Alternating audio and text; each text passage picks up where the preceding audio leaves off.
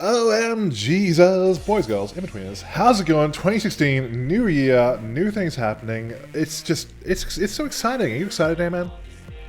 Hey. Hey! Oh, that's a joke that's even too old for me. That's saying something. Um, so, so we didn't have... I'm old. That's what people keep telling me anyway. So, new year, new things have been happening. Wasn't much happening last week, so we didn't do a podcast then. But there's not really that much else happening this week, but we gotta do something, so we got things to talk about. We have stuff and things and whatnots and all those things that you possibly love and may be interested in. I'm not sure. Let's find out. What should we talk about first? Final Fantasy IX sound good to you? That's a topic close to your heart. Yeah, we're finally getting a PC release of Final Fantasy IX. Of the 3 PlayStation games, that was the one that never got a PC release. So it's nice to see that it's going to get basically an update visually for the backgrounds and character models a bit. It's also getting 2 big kind of additions in that it's getting a speed up function, because Final Fantasy IX's battles are notoriously slow. And it's also having a turn off random encounters button. Yeah, so why do you think Final Fantasy IX? Because, like, no offense to you, obviously, because Final Fantasy IX is clearly, we've been over this before, it is your favorite Final Fantasy, which is the wrong answer. But it's also not really, like, widely regarded as one of the best. Like, when people list their favorite Final Fantasy games, I don't hear 9 coming up very often. So why do you think they're doing it now? Probably because they can. Because it's been somewhat recently that we were able to find high-res versions of the backgrounds, which was part of the problem, because apparently they really made high-res versions of the background, which is kind of what kept them from making a PC version. The other thing is that, well, just about every Final Fantasy they could port to PC already has been on PC, so... Yeah, fair enough. This is a really point. So when you say they couldn't find the high-res files for the background, does that mean they actually did find a dusty old 200 meg drive lying around that had the files on them, or did they just go ahead and remake them? I think a fan managed to get them somehow and uploaded them, so... Okay, that's interesting. So there were ones made originally that just got misplaced. Something like that, yeah. Yeah, well, I mean, that's interesting. That's not really that unheard of, because, you know, in this day and age, obviously, it's just impossible to think that assets would go missing. But like back in like the last century, that far back, it wasn't really that uncommon for both, and it wasn't even just in games either. Like movie studios had similar problems where they just completely, like, you know, like if something went on the cutting room floor in a movie, like nowadays you expect it to turn up in like the Blu-ray/DVD extras, whereas in like back in those times, if it hit the cutting room floor, it was just swept away, thrown out, and that was it. It was gone. Some movies more than others, it just kind of depended, but there's also a few gaming examples of people just losing their source code, Kingdom Hearts being one of them. Really? So they don't have original source code for that? No, they basically, for the 1.5 remix, they basically had to remake the entire game. So why can't... Okay, well, for people who don't realize, which I understand, which is possibly myself included, why can't they just go to like the game itself and just take the code out of that? Because it's all compressed. And if you want to make any changes, basically, which you have to if you want to port to a new system because the architecture is different, it's pretty much impossible to. The thing you can do is you can rip it, and you can put it on another disc, but you can't really go in and edit it. Okay, so what you're saying is that when we're looking at game files, at least of that generation, I don't know about ones now, whatever, but in this instance, it was more of a published file rather than the source file. Yeah, pretty much. These days, obviously with mods, you can kind of go into your hard drive and mess with things, because that will affect what's going on with the game, but you couldn't really extract stuff from a disk, in a sense, and make an entirely new version of that, which is why you can't really mod Melee, but you can mod Brawl, because then if you have a SD card, so you can get Project M on that. Yeah, which is actually just wrapped up now as well. Yeah, so do you have any thoughts on that? Just that it kind of ended rather abruptly more than anything. So that was kind of a shocker, but apparently they're working on something else, so we'll just have to see. Did you ever really look into that? I know you are obviously a Smash fan. I played a little bit of Project M, not too much though. So weren't really too big on it? It was interesting, but I didn't really have interest in playing it because I knew it was never going to be used for tournaments or basically be thought of all that highly by Nintendo, so yeah. What is thought of highly by Nintendo? True. Oh, you're a fan and you made this beautiful creation that you sunk hundreds of hours into? Yeah, too bad. Sorry, we own that. Yeah, pretty much. Okay, fair enough. So, okay, well, I mean, obviously, I would say that it's easy to assume that the Final Fantasy IX re-release is something which is just dovetailed in neatly from Final Fantasy VII. Do you have hopes? Do you have dreams? Do you have aspirations that maybe if this gets some traction, that we may see some more, maybe not a remake in terms of Final Fantasy VII, obviously, but maybe something just new and different further down the line for 9 or other titles? It's hard to say because 9 is very highly regarded among fans of the series. It's usually not a person's favorite, but it's usually like their second or third favorite after, say, 6 or 4 or something. Or I guess 7, because 7 is super popular for some reason. Everyone loves 7 for some reason. I still don't understand it either. Yeah, so I mean, I certainly hope so. The problem is that the head honchos at Square really don't like that game that much because it was made by Sakaguchi, who's the original head of Final Fantasy, and basically after 9 they kind of parted ways in not so friendly ways, so they kind of took it out on 9. Yeah, okay. Well, let's go down that rabbit hole. Since we have nothing to talk about today, let's delve down there a little bit further. Talking about Final Fantasy VII, obviously getting a re-release, we talked about how it's going to be episodic and broken up and whatnot. Now, the first section is probably going to be Midgar and the like, but you and I, neither of us are really fans of Final Fantasy VII. Why? And whereas apparently everyone else on the planet is. So let's just take a moment to just completely mop the fucking floor with Final Fantasy VII. Why aren't you a fan of it? Well, it's not like I dislike the game. It's a perfectly good game. I enjoyed it. It's just, I think it's terribly overrated in the sense that everyone's like, oh, it's the greatest RPG ever. And it's like, no, it's not even the best Final Fantasy on its own system. Well, okay. Well, we've said before that, the general rule of thumb is that your favorite Final Fantasy is your first Final Fantasy. So, I can't remember. Is that the case for you? Was 9 your first Final Fantasy? Yes and no, in the sense that 9 was the first one I owned and played to completion. I did play 7 first, though, at a friend's place, so...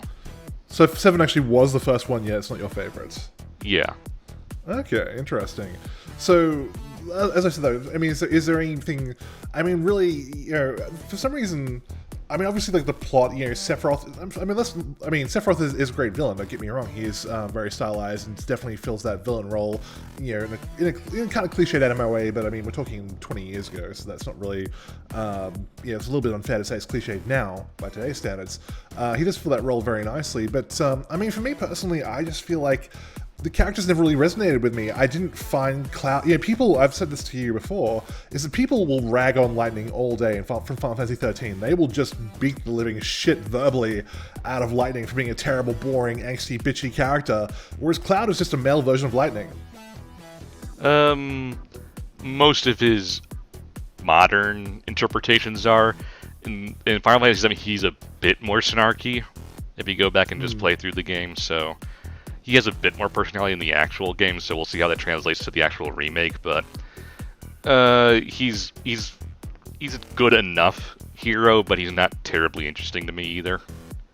Well, I mean, I did watch a Let's Play of it fairly recently, just to see if I remembered it differently to what it actually was.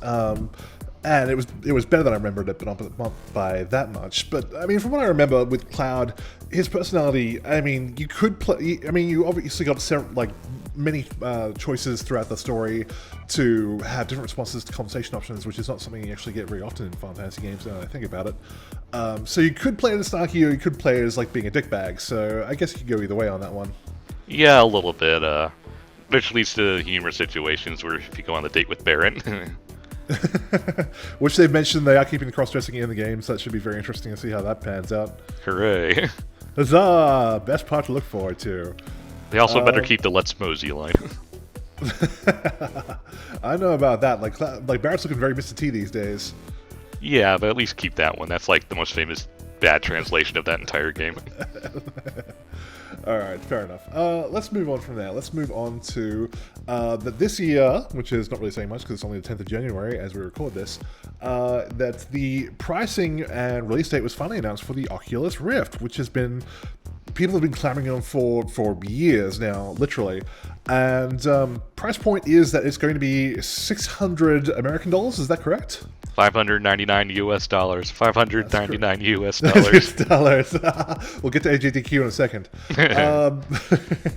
So yeah, that's a lot of money. Now it comes bundled with a Xbox One controller, which is tremendously helpful, except for the fact that anyone who's going to buy a Oculus Rift at launch is probably the kind of person who already owns an Xbox One controller for their PC.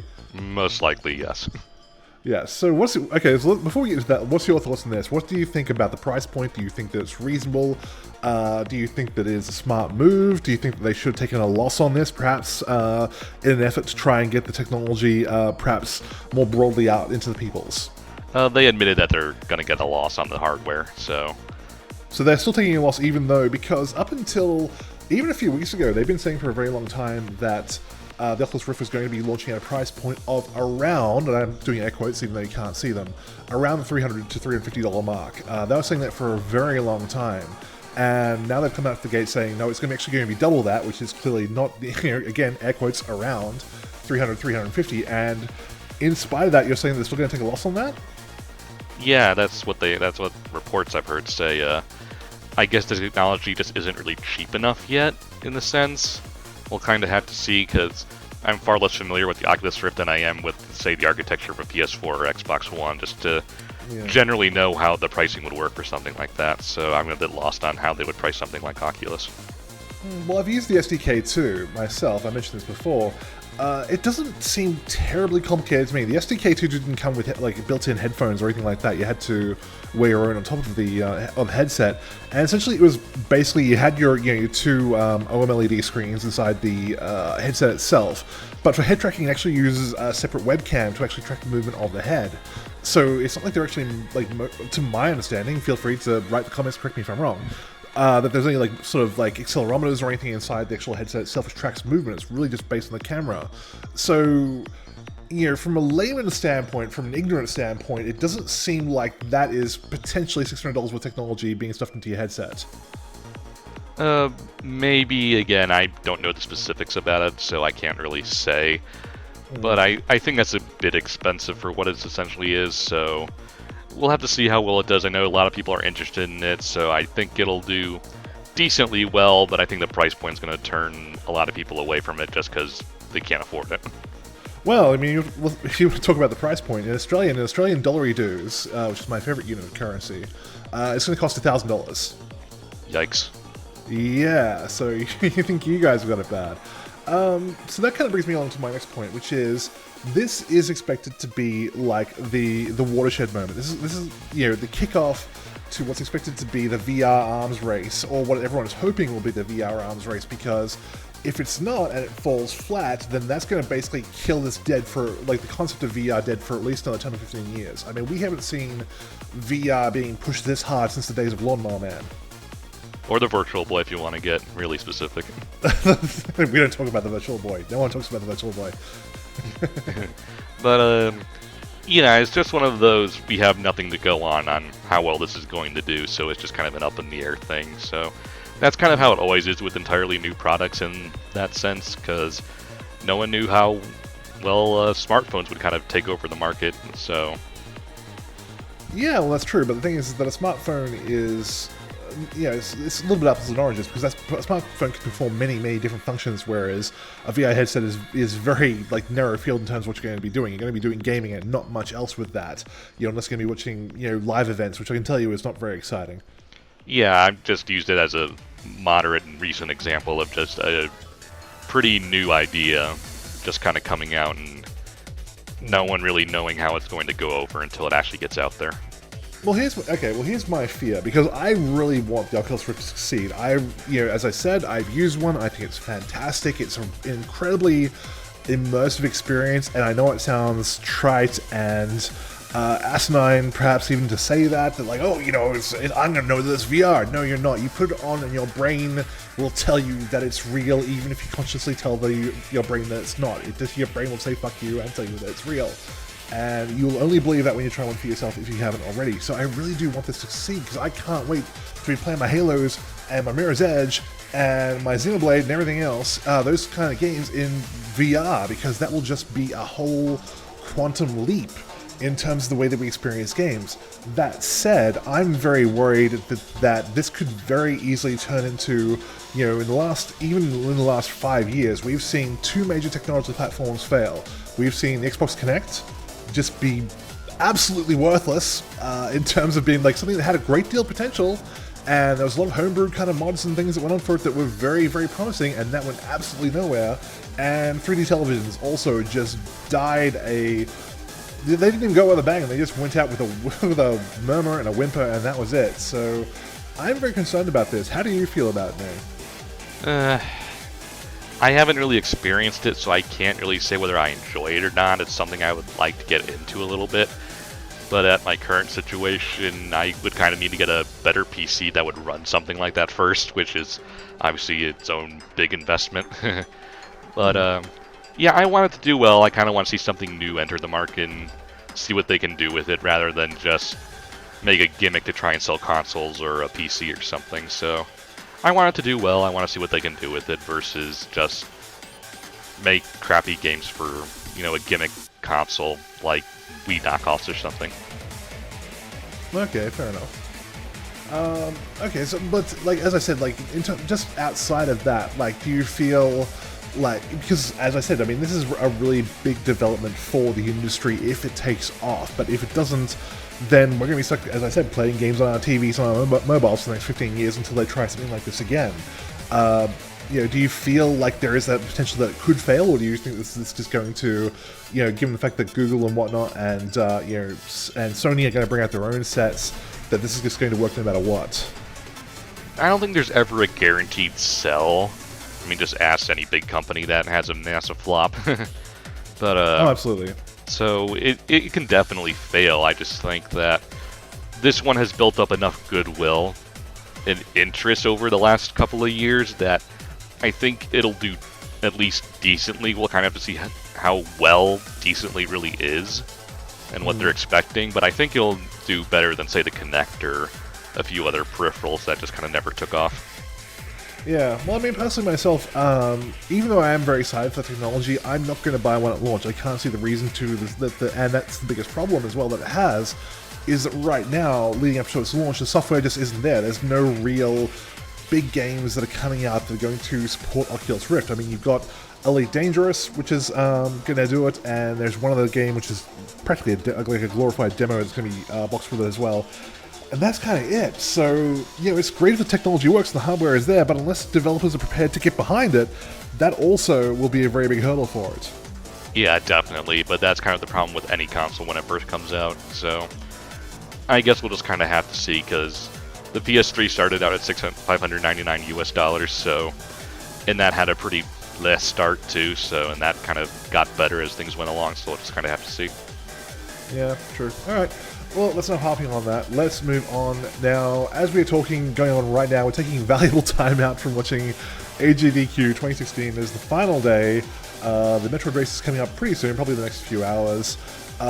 They've just crossed the 1 million mark in donations, which I certainly had a hand in. I tried to get messages right out in the stream. It didn't happen, which is a shame, because I wanted to let you know directly that I was donating to Kill the Animals, but that's me. How do you feel this year's event went, and how excited are you about it? Oh, I'm always excited for the GDQs, whether it be Awesome Games Done Quick or Summer Games Done Quick. It's just always a great time, and it's not so much even the games themselves. I just like watching the people interact and kind of explain what they're doing while they're playing, which is something you don't see very often in straight-up speedruns. Maybe if you go to a stream, they'll kind of explain something if they're not doing a super serious run, but it's just a good time had by all, and they're doing it for a good reason, so I always chip in a little bit and always try to tune in. Yeah, it's I've only gotten into it very recently in the last probably year or so. I've scrolled through my Twitter feed and see all these AGDQs, which for those of you who are somehow unaware, is the Awesome Games Done Quick, where they do speedruns of games for charity. And I had no idea what was going on, but it's fascinating to watch. It's amazing how entertaining can be on a different level, rather than just watching someone play through a game as you would with a normal Let's Play, to just deconstruct it down to its most basic elements and what is like really a almost scientific process.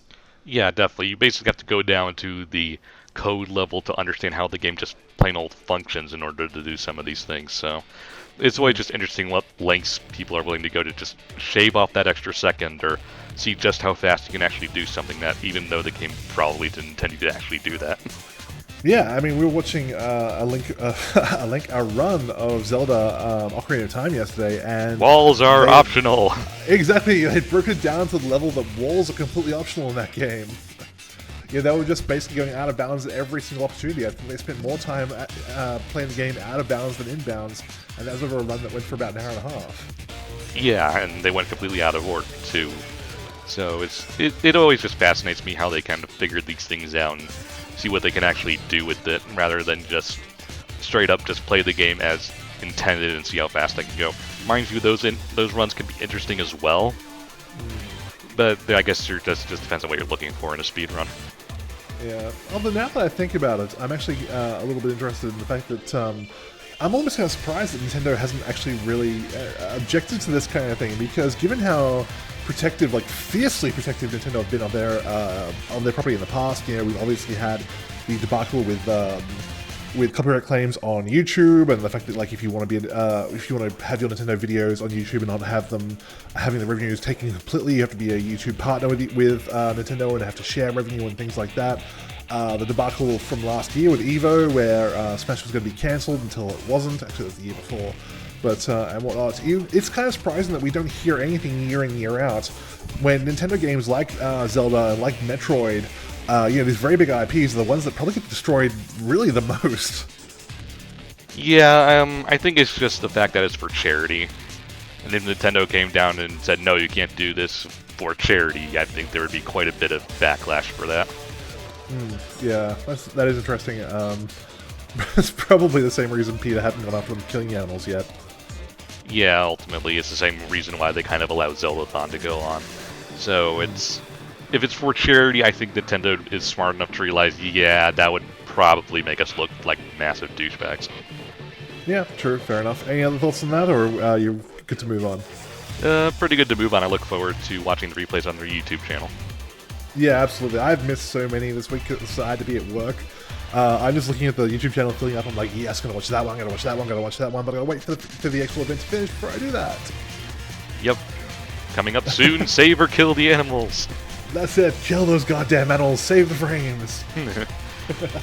I just wanted to actually save them, because I want one of these years someone to be like on a personal best or world record run, and them getting the mother brain and just sweating it out.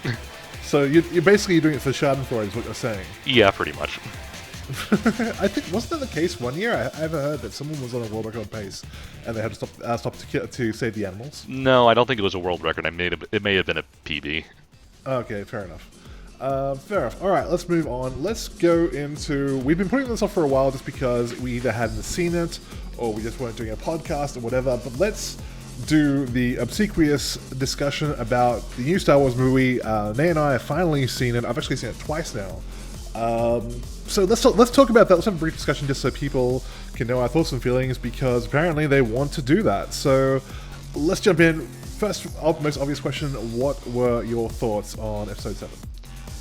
Generally good, had issues, but a solid movie, and I'm looking forward to see what happens in Episode 8. Okay, and before we go any further, yeah, there will be spoilers. If you haven't seen the movie by now, I don't know why you would wait even longer than we did, because we waited too long to see it. You can go ahead and skip this part. I may throw a time code in for you to jump. I may not. I may be too lazy. Who knows? Anyway, keep going. So, had problems. Good movie. How much on a scale of like of how many prequels better it is? How many prequels put together have to make one Episode 7? I don't know the exact number, but I know Episode 7 was better than all the prequels. So all the prequels put together times 10. I'd have to rewatch the movie just to kind of see exactly, but the thing is interests me is that the prequels are almost universally hated when I'm of the mindset that, yeah, they're generally bad movies, but there is still stuff worth salvaging from them. So yeah. it kind of just amused me that they basically didn't reference anything that happened in the prequels at all. Mind you, they don't really have any reason to in Episode 7, but it was just kind of amused me a little bit. I was having fun doing fake spoiler tweets for a while, where I was saying stuff like my favorite part of the movie was where Luke traveled at 100 times light speed to increase his midichlorian count. All right. Well, I mean, I think we mentioned this in the last podcast, but I'll reiterate it anyway. Prequels. I think there are certainly there are parts of the prequels that are worth watching. You watch episode 1 to see Darth Maul. He's really the only reason you would see episode 1. Best lightsaber fight in the series, yeah. Yeah, best lightsaber. Like, Cinema Sins took off 3 sins for that fight. Come on, it can't be that bad. Yeah, I mean, episodes 2 and 3 are a bit too flippy and overcomplicated. Episode 1 is a straight-up duel between 3 guys.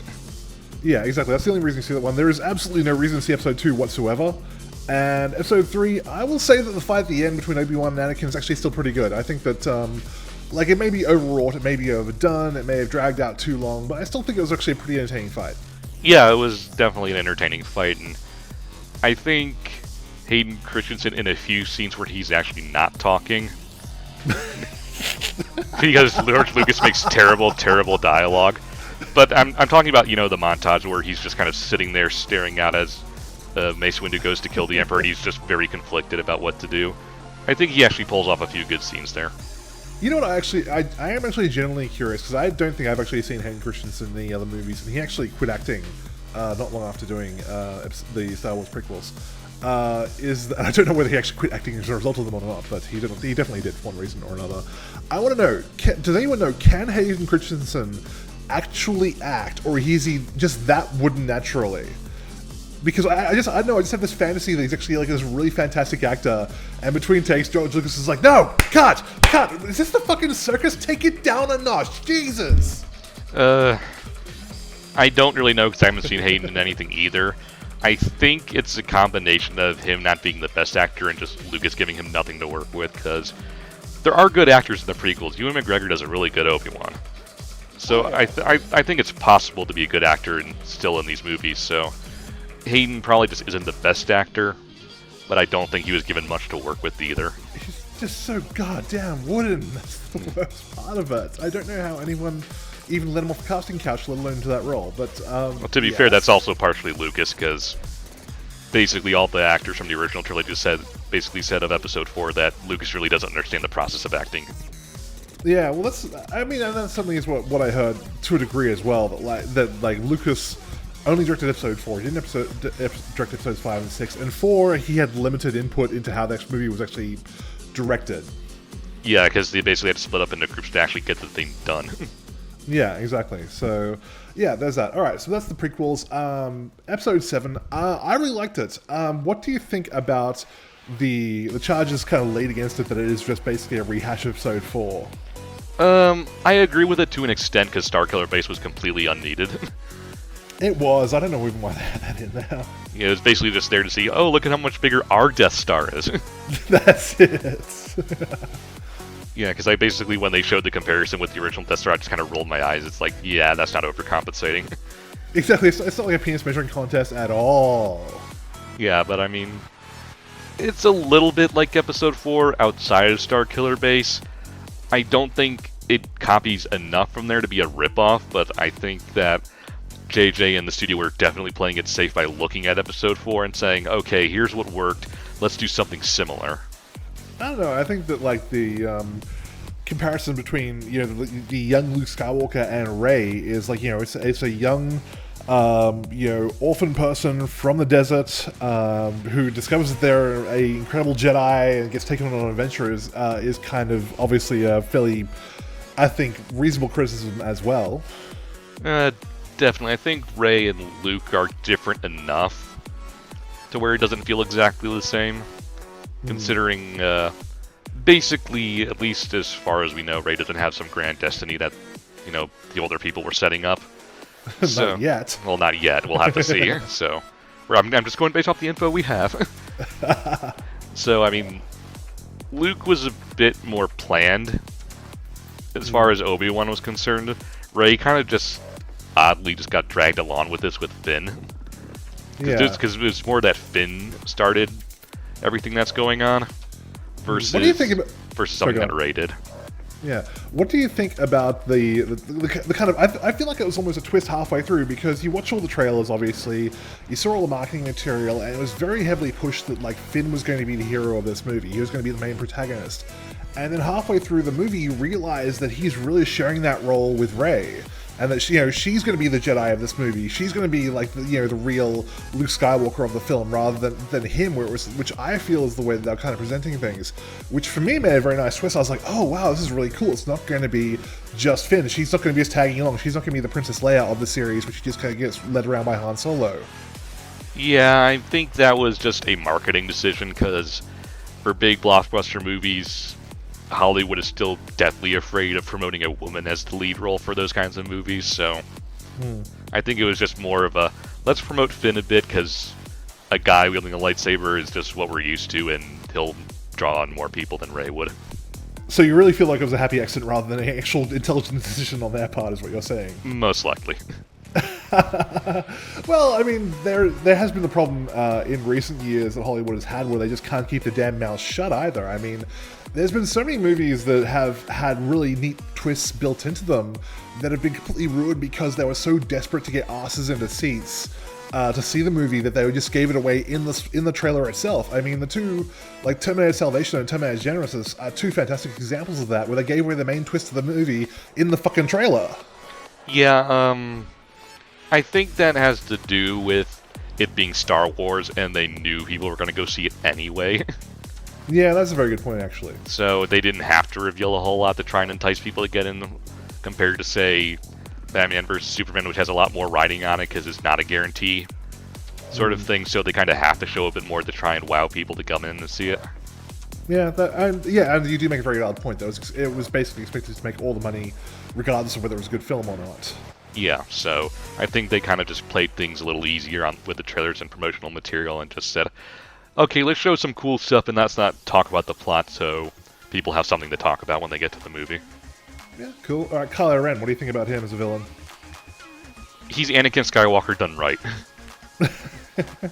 I think he was kind of funny to me in the sense that I like when he was wearing the mask.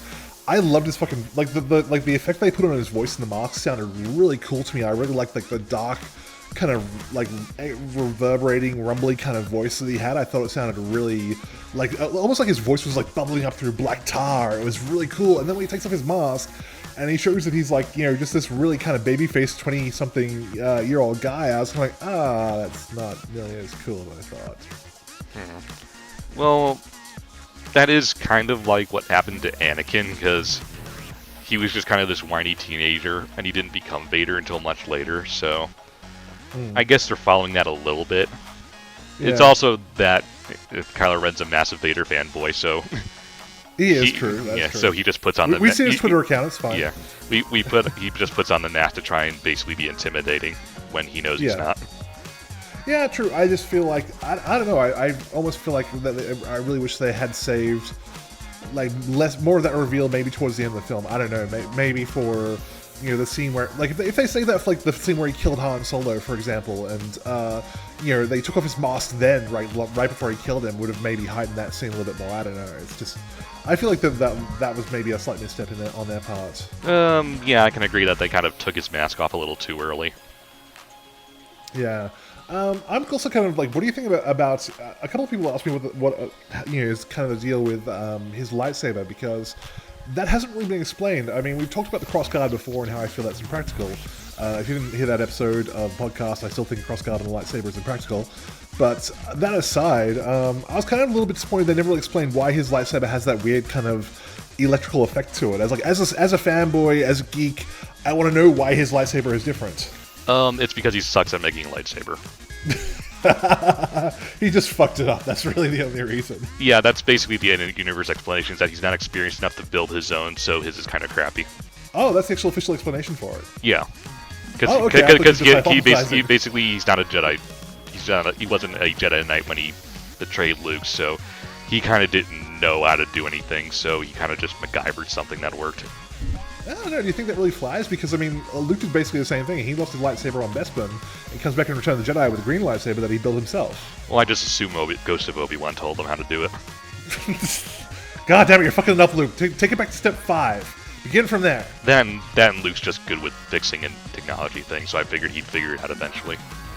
That is true. I mean, I guess there is a degree of that. I mean, This goes back to my frustrations with the fact that Disney threw out all the Expanded universe canon. Like, there was like the whole idea that a Jedi is supposed to build their own lightsabers, they have to find the crystals for it and build it from scratch so it's all personalized and whatnot.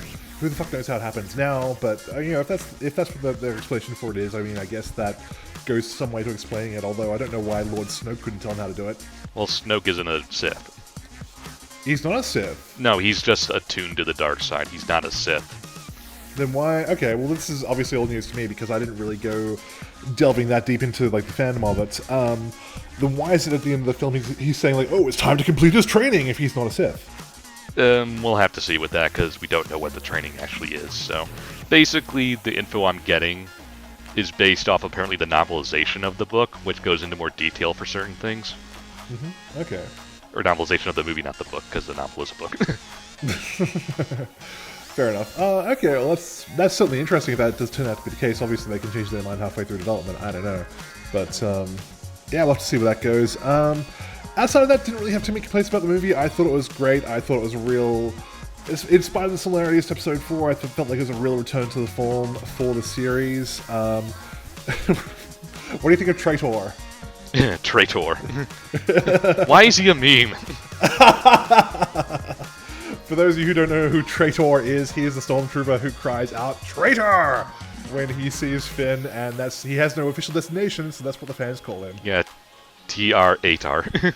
Yeah, exactly. And he has become a massive meme for some reason. I'm kind of lost to why he is a meme as well. I just think it's funny, all the shit that people come up with. I think it has to do with the fact that he's basically the only competent stormtrooper besides Finn. He does do that like really badass. It's kind of one of those Blink Neal-innocent moments. But before he gets out his little, or rather large, electric boomstick, he actually throws away a shield and a blaster to put himself on the same level as Finn before he whips that thing out. Yeah, so I think it's just that he's kind of like the green biker dude of Mega Man X2. He's just kind of a mimetic badass for some reason. Exactly. So, yep, that's cool. That's funny. I like that. What do you think of Captain Phasma or her complete lack of actually doing anything in the movie?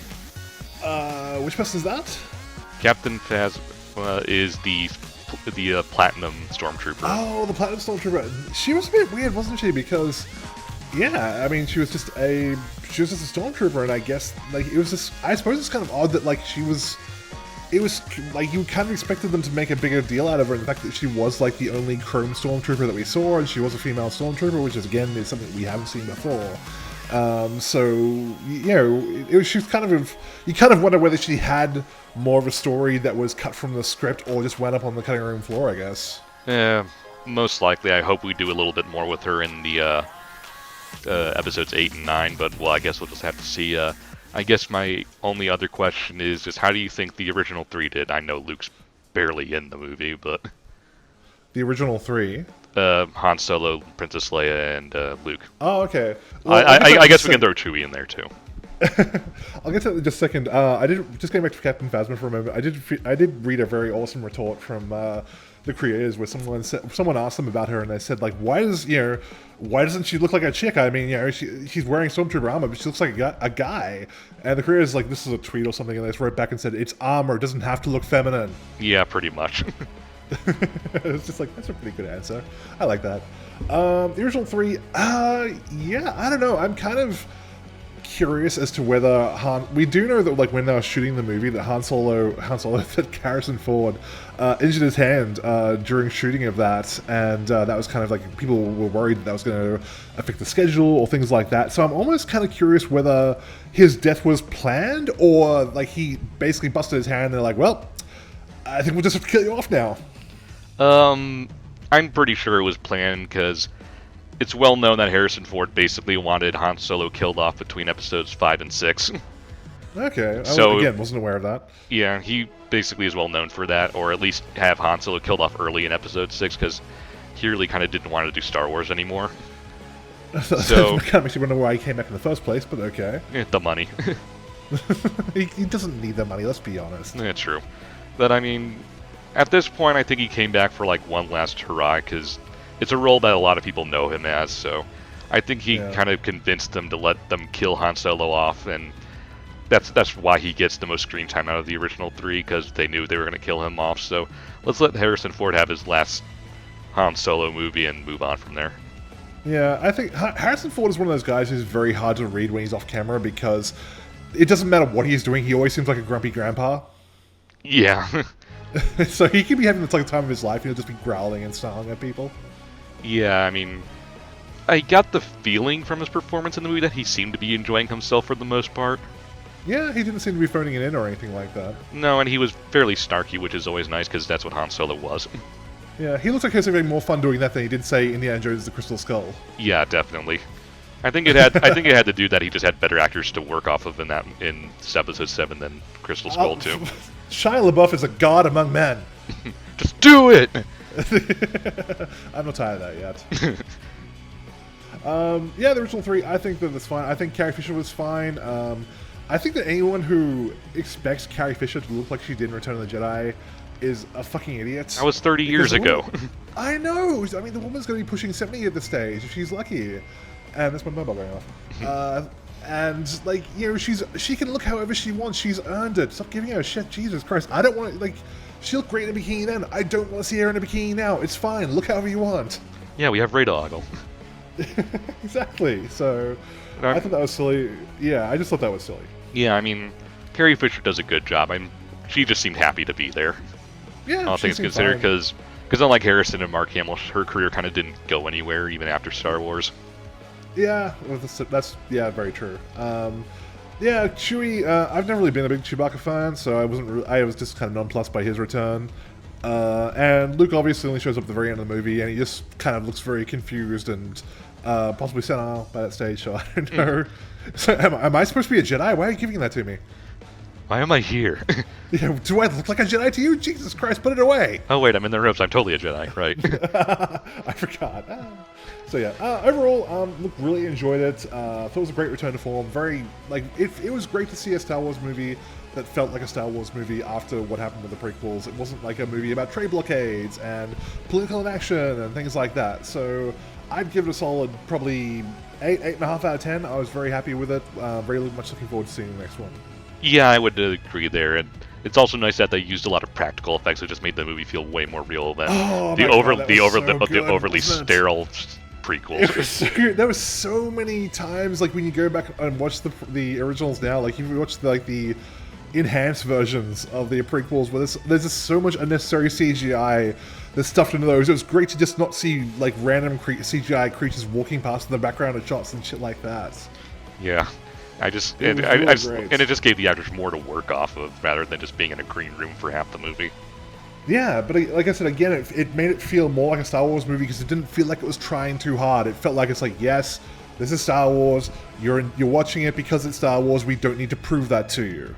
Yeah, pretty much. So I can agree on about the 8 out of 10 kind of score in that it has problems. It's by no means a perfect movie, but it was enjoyable the entire way through, and I'm looking forward to more, and that's all it needed to do. Yeah, one final question. What did you think about the ending, the lightsaber battle at the end? What did you feel about Finn and Rey being able to use a lightsaber? And more importantly, being able to, beat, if you want to put it that way, or at least, compete with Kylo Ren? Did you feel like that was plausible, or did you feel like that was a little bit, well, where did this come from? Well, you have to remember that not 5 minutes earlier, Kylo Ren took a bowcaster shot straight to the gut, so... Yeah, and I'm not saying I'm on either side, I'm just asking what your thoughts are.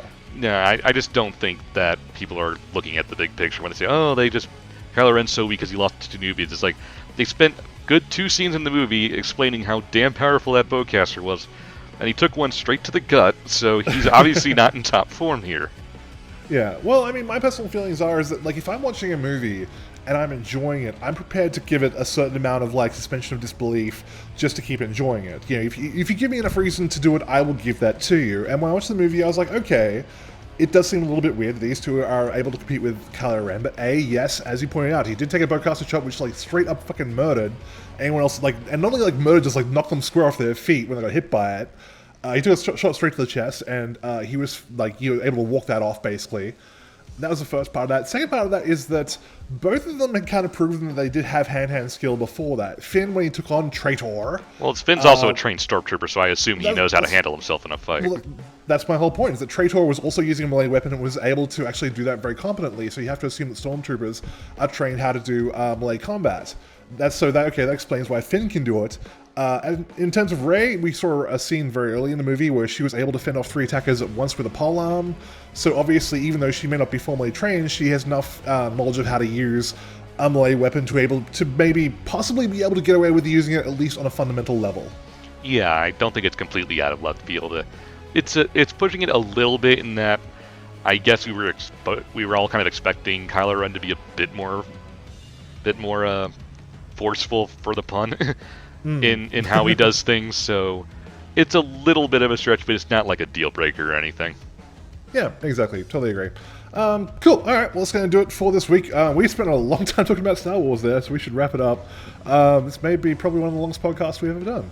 And we had nothing to talk about, so that's great. New Year stuff. Anything happening over on Brain Scratch that people should know about? Things going on there? Well, we are ending our very long trek of LPGs soon, so by the end of the month we'll be doing new things. Hooray! Huzzah! Want to give away any hints, any spoilers, things like that? What's going to be coming up on the channel? Some long-awaited things. I'll just leave it at that. All right, cool. Let's do that. We're going to be doing stuff very soon. Hopefully after this we're going to be jumping into doing a new recording that's going to be coming up on the channel very soon, because I'm probably going to be putting Devil May Cry to bed because it's not performing too well, so that's something to look forward to as well. If you guys want to catch you on Twitter, on social medias, where can they do that? You can find me at Twitter at NairmanBSC. Excellente, and as always, my tweets, my descriptions, my links, I gotta go because I'm becoming dyslexic, are all in the description below. Thank you guys for joining us on the first podcast of 2016. We will be here for many more to come in future. Kisses, hugs, belly rubs. Good night, everyone!